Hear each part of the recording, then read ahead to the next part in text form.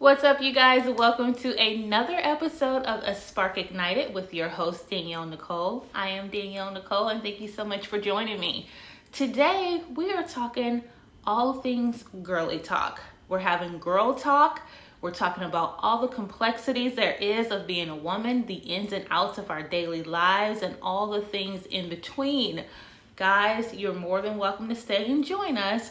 However, this is specifically for my girls.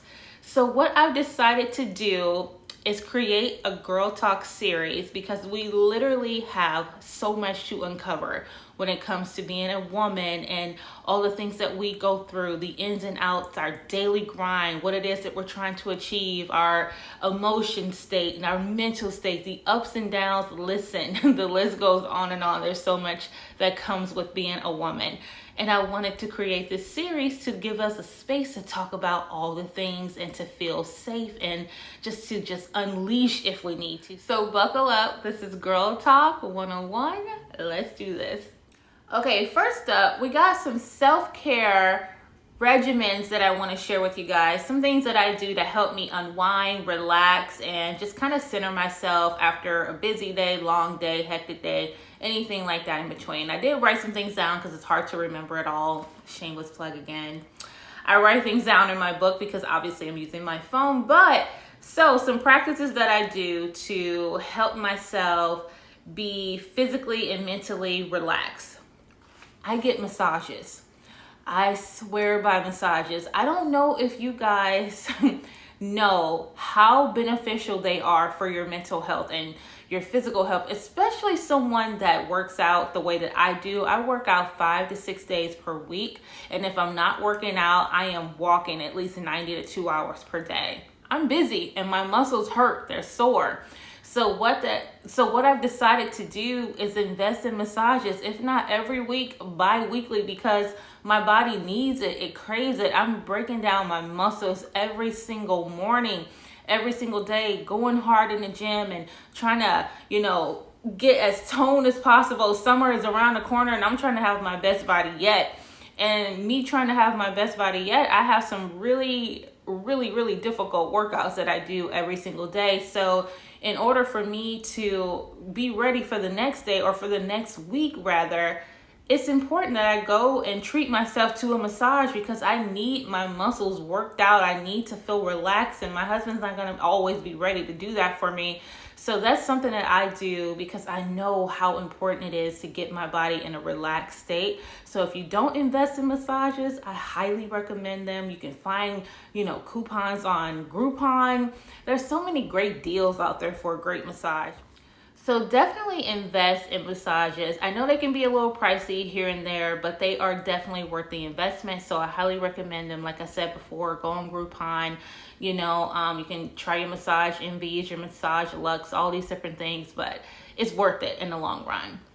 Tips for managing stress. I am the queen of D&D, and what that means is do not disturb. Okay, I cannot be accessible to people every day, all day long. Absolutely not. I don't know how I used to do that 10 years ago, 5 years ago, 20 years ago. I don't have the mental capacity to talk to anyone every single day. And that's because my life is revolved around giving so much of myself every single day that I need a little bit for myself. Like I need a little bit of me for me, like you can't pour from an empty cup, and I refuse to empty myself day in and day out. So yes, do not disturb is my best friend, and I highly recommend that you guys make it yours as well, because I don't feel the need to respond to people or call people every day just because they want to talk. Just because they want to talk don't mean I want to talk. There's no beef, there's nothing wrong, but I need time to just be quiet. The world is noisy, you know what I mean? And to have your phone on Do Not Disturb means that you're not going to be distracted by, the notification that goes off and it makes you grab your phone and look at your phone, and then you go down that rabbit hole of, oh, who called me? Who sent the text? Oh, let's see what's going on social media. Listen, we can't do this to ourselves every day. We have to just disconnect sometimes. It's so important for our soul and our mental health to just not always be so available. So yes, put your phone on do not disturb. Trust me and thank me later. Okay, another thing for managing stress is, it kind of goes hand in hand with your do not disturb that's on, is to get off social media, disconnect. We don't need to know what's going on in people's lives every single day, all day. Like, that's just unhealthy. When you think about it, why in the world do we need to know what's going on with everyone every single day? Ask yourself that question, because we're so connected to so many people on social media. And when we get on social media, we're looking at what they're doing and we consume ourselves with what they're doing.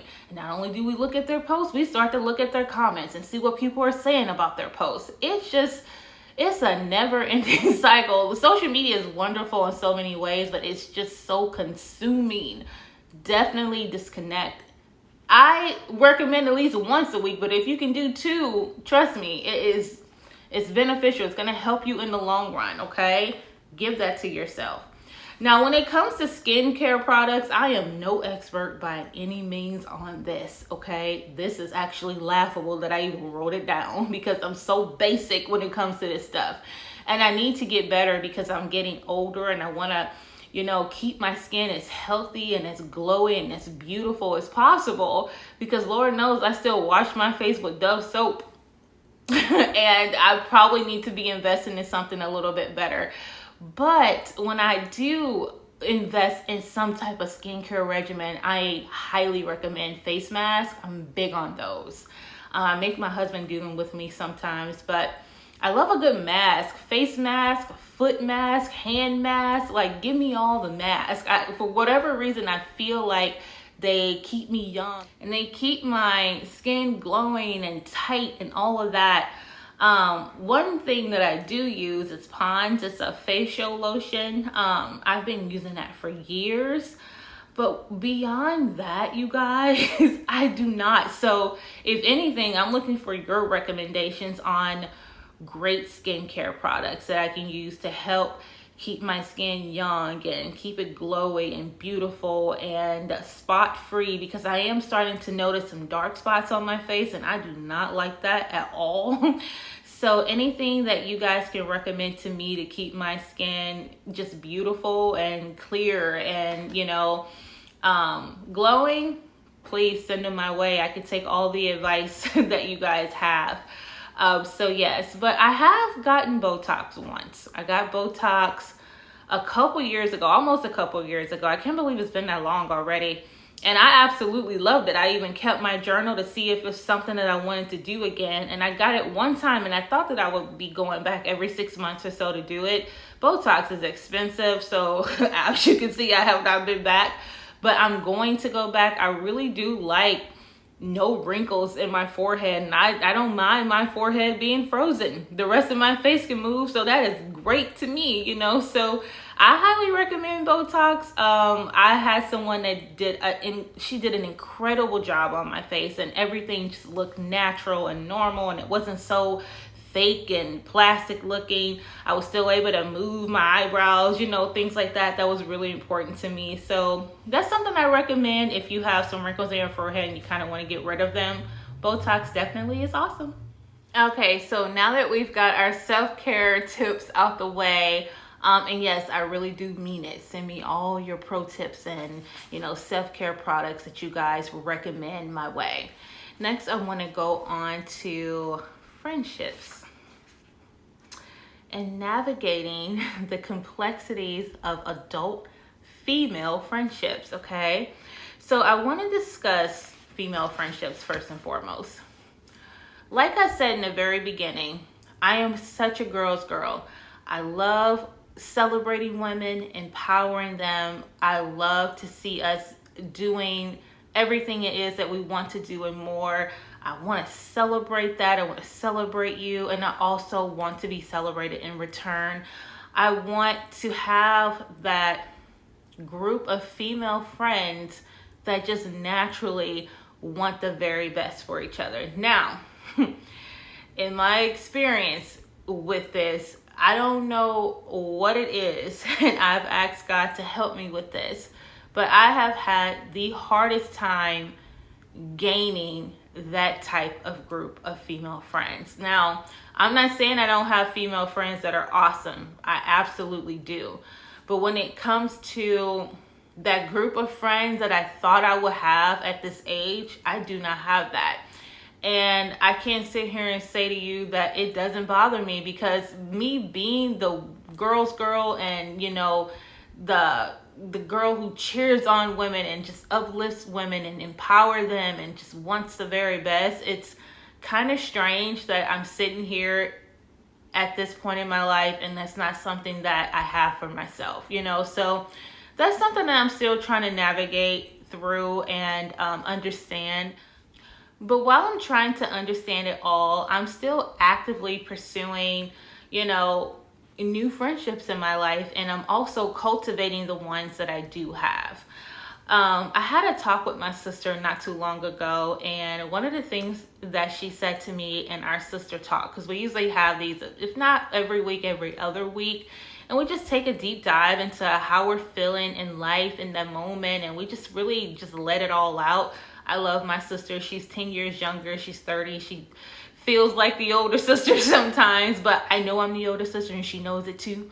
But she really is so smart and so bright, and I take heed to her advice. She's someone that has that group of friends that I was able to see with my very own eyes just at her bachelorette party, and how they all had her back and they loved her so much. And I loved it because my sister, she's my baby. So I'm always making sure everybody is everybody they say that they are, especially when it comes to her. And just to see that there was no like snarky talk or back talk or slick talk or some, girls trying to be funny, because let's face it, we see that a lot. She didn't have any of that in her group, and I was so proud to see and witness a group of girls that just really genuinely loved my little sister. And they all loved each other, but they all came together collectively for her. And they celebrated her in her time of celebration of getting married and, becoming a bride and a wife and all these different wonderful things. I was so happy to be able to see that. But I remember telling her a couple months after, maybe or so, like, I don't know what that's like, because I don't know what it's like to have that. I've always wanted to have that, and, I'm super open to it, but you can't just throw yourselves in the mix of something that doesn't naturally flow. So I never wanted to just insert myself into a friend group, maybe in my 20s or something like that, early on in life.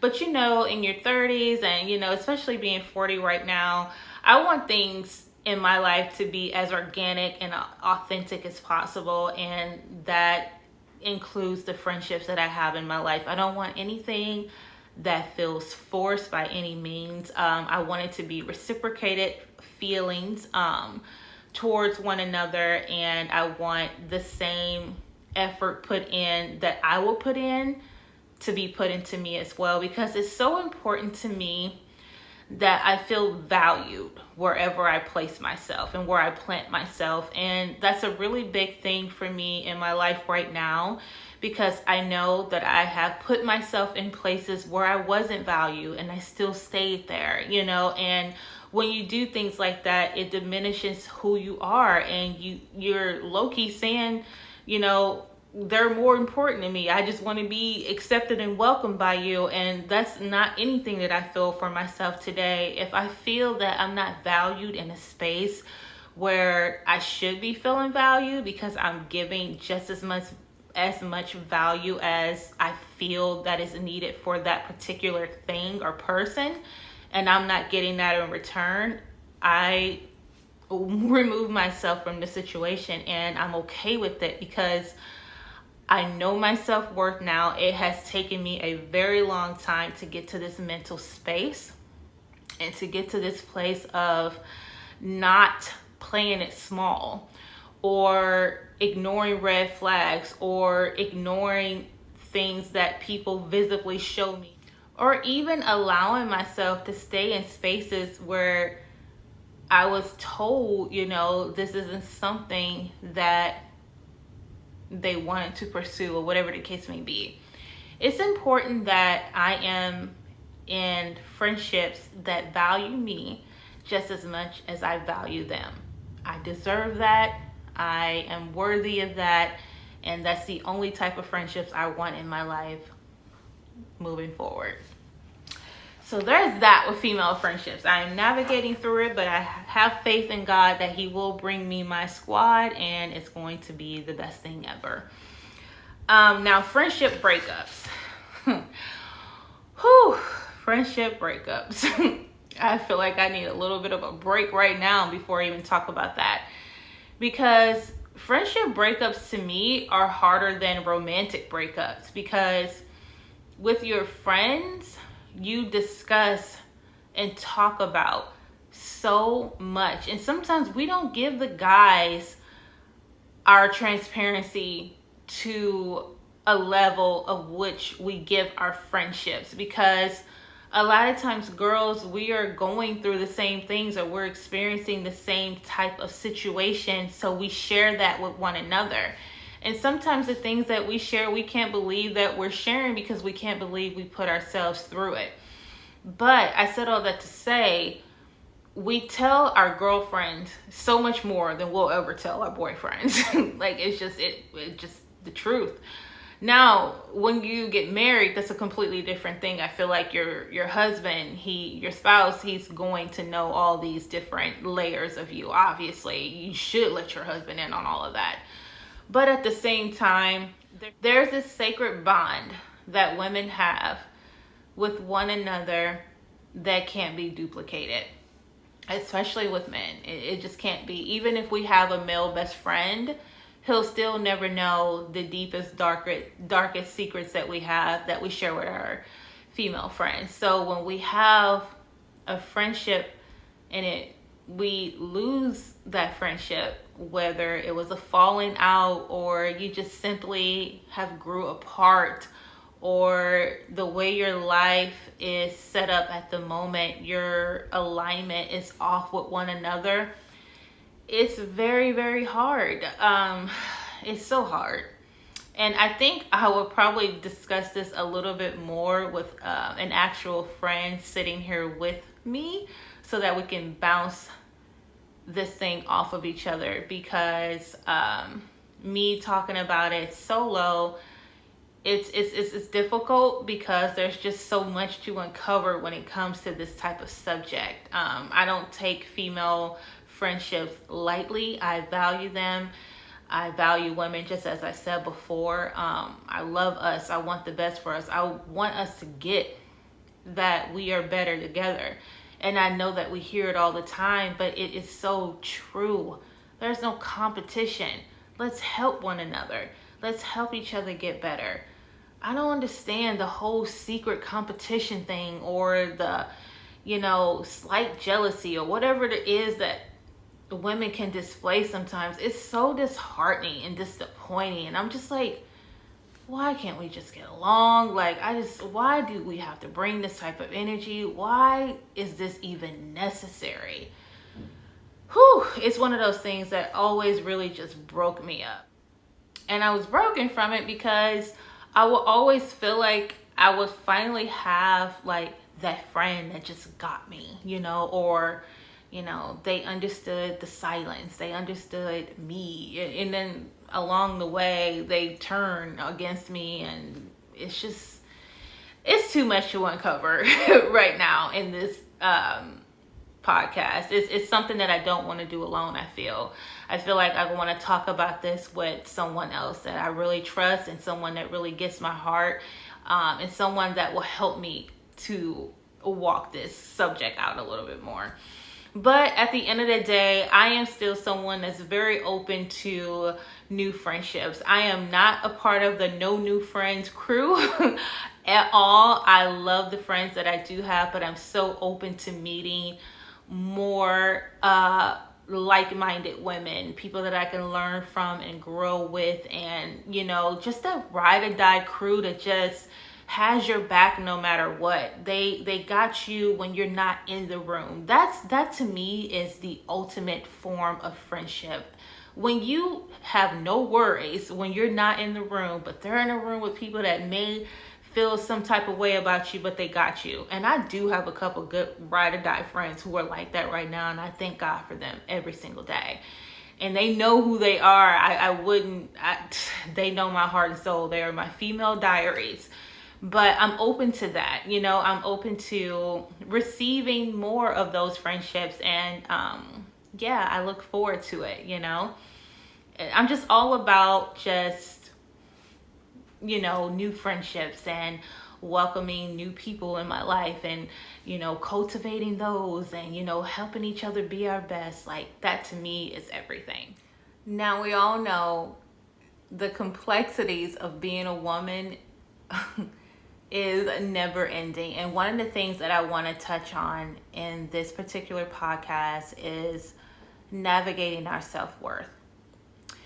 I have been someone that struggled with my self-worth for my entire adulthood. I'll say that, because not my whole life. When I'm a kid and when I'm a teenager, I don't really know much about self-worth. I'm just having fun being a kid and being a teen. But the older I've gotten, because I will say in my 20s, I was pretty confident. I don't really think I really had any issues with self-worth or dealing with people that I shouldn't be dealing with. And I would say this, and I'm trying to say it as nicely as possible, because there's just certain things that I wouldn't do now at 40 years old that I did in my 20s, including some of the people that I may have dated.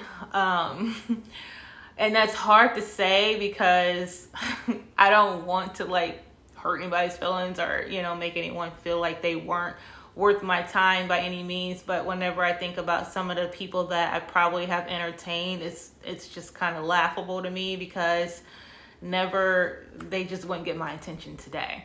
And I guess we can solely base that on the fact that I didn't have the highest self-esteem, or I didn't value myself in a way that I do right now. And like I said, I'm still working through that. I'm still working on that, because I know what I deserve. I know that I'm a good person.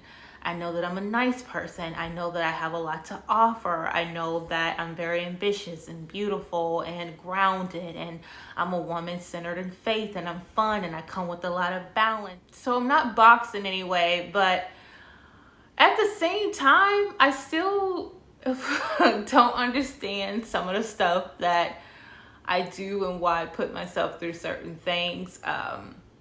We're going to walk that out one day together as well, because I don't have the answers to all of that. But just to touch on self-worth and self-value. And these are just words. You have to put action behind it, because really valuing who you are means being in tune with your very being, like the core of your being. Who you are as a person requires you to do some work, okay? You have to sit with yourself in uncomfortable truths. You have to be honest with yourself about the things that you put up with, and you have to hold yourself accountable in the things that you allowed to happen in your life. And when we're able to do that, and when we're able to do it truthfully, we're able to get to the other side of truly valuing who we are and knowing our self-worth. Because when we don't know that, when we don't really value who we are, and we don't really fully understand our self-worth, there's just things that we put ourselves in, or situations we put ourselves in, that we really have no business putting ourselves in those situations. And I'm speaking about it vaguely because it's deep. Okay, for example, maybe dating a guy that gives you lackluster attention, a guy who's half-assed with you, a guy who says one thing to you and does another, but yet you still give him the prize. You still give him every part of you as if he deserves it, and he doesn't, and you yourself, that you're bothered by it, in the moment of being with this guy. It's everything you want, because he makes you feel like everything you want to feel. And sometimes that comes with being physical, and he being like a very extraordinary physical partner and you're blinded by the physicality of everything, so you put up with the crap that he gives you. Or sometimes he don't even give you crap, he just don't give you nothing, you know? And when I say nothing, I mean no communication. He don't take you out on dates. He barely even texts you, right? But whenever he shows up for you in that moment of need, of when he needs you in that moment and you feel that you need him in that moment, it's everything you want. Listen, that shit gets old, okay? Like, at the same time, it's something that we don't need to even entertain. I know that it may feel great in the moment that you have this person that you feel is so untouchable by your side, and you know, you feel like you have won maybe in that moment or so, but you ain't won nothing, okay? You haven't. All you got is the little bit of whatever it is that he wants to give you. You got it in that moment. And then he's going to take that moment away and it's going to go. And guess what you're left with? You're left with picking up the pieces on your own once again. You really got to turn away from people like that, because you're allowing them to suck the self-worth out of you. At this point, it's you. It's not even them. And this is why I say self-worth. This is how you feel about yourself. People can only do what you allow them to do, right? This person wouldn't behave this way if you didn't allow him to behave this way. So that means that particular situation leaves you feeling so empty and so just hurt. Let it go. It's going to take time. I'm not going to say it's going to be one of those easy things that you do, like, oh, you just flip the switch and it's just over with. It takes time.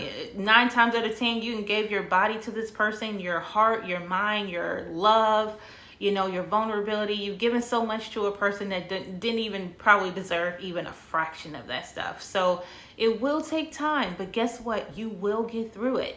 You will get through it. And the person that deserves your love and your vulnerability and, to experience you in such a way, let that man show you with his actions that he deserves all that. You won't even have to guess it. You're not even going to have to ask him that, because he's going to always show up for you in that way. And when you have someone like that in your life, that's the type of person you want to give your all to, okay? But this all starts with us gaining and rebuilding our self-worth. So before we even try to entertain another human being, make sure that we are where we need to be when it comes to our self-worth and valuing ourselves. So guys, I'm going to stop it right there. There is so much to uncover when it comes to this Girl Talk series, and I look